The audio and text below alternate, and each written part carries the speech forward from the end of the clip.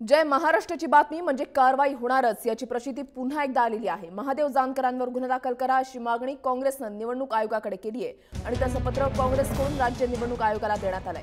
महादेव जानकरांनी निवडणूक चिन्ह बदलण्यासाठी सरकारी अधिकाऱ्यावर दबाव टाकण्याचा प्रयत्न केला आणि त्याची व्हिडिओ क्लिप जय महाराष्ट्राने दाखवल्यानंतर राज्यामध्ये खळबळ उडालेली आहे आणि त्यानंतर जानकरांवर आचारसंहितेचा भंग केल्याचा गुन्हा दाखल करण्याची मागणी काँग्रेसनं केलेली आहे।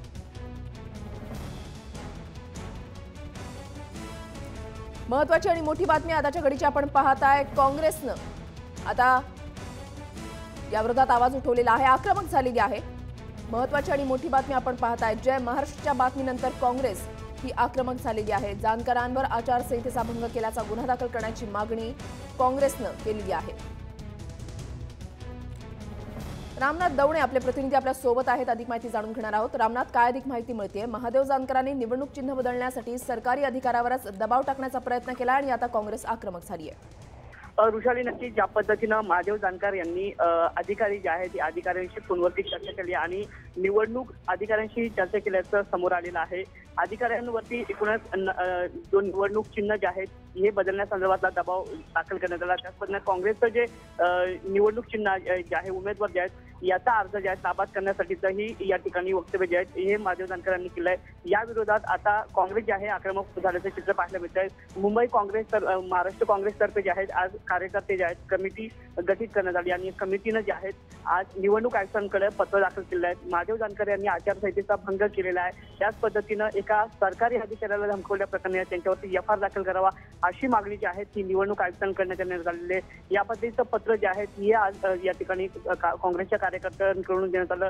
यावेळी आक्रमक भूमिका जी आहे हे काँग्रेस कार्यकर्ते घेताना पाहायला मिळाले। यानंतर आता कशा पद्धतीनं महादेव जानकर यांच्या या एकूणच प्रकरणाची चौकशी निवडणूक आयुक्त करतोय याकडे सगळ्यांचं लक्ष असणार आहे। रामनाथ, आता प्रशासनाकडून एकूणच जर पाहिलं तर कशा पद्धतीने हालचाली व्हायला सुरुवात झालेली? ज्या पद्धतीनं हा व्हिडिओ समोर आला आणि त्यानंतर निवडणूक आयुक्त जे आहेत स्वतः या ठिकाणी निवडणूक अधिकारी जे सहारिया जे आहेत ते पुण्यात दाखल झालेले आहेत। ज्या पद्धतीनं आपण पाहिलं की संपूर्ण प्रकरण जे आहे ते गडचिरोलीमधलं आहे, या संपूर्ण प्रकरणाची आपण चौकशी करतोय असं निवडणूक आयुक्त कार्यालयाकडून सांगण्यात येत आहे। सुरुवातीला महत्वाचं म्हणजे त्या ठिकाणचे जे आरओ आहेत त्यांची चौकशी आहे, त्यांच्याकडनं अहवाल जो आहे हा मागवला जाईल।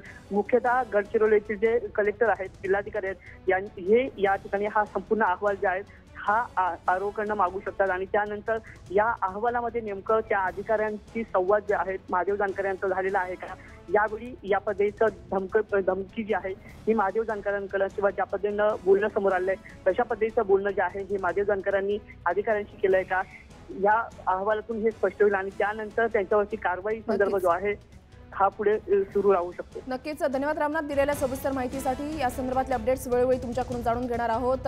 महादेव जानकरांची जी एक क्लिप आहे ती जय महाराष्ट्राने दाखवल्यानंतर या क्लिपमध्ये आपण या ठिकाणी पाहू शकता की कशा पद्धतीनं निवडणूक अधिकाऱ्यांवर ते दबाव टाकतायत निवडणूक चिन्हासाठी आणि त्याच्यानंतर हा संपूर्ण प्रकार समोर आल्यानंतर काँग्रेसनं आता त्यांच्या विरोधात कारवाई करण्याची मागणी केली आहे।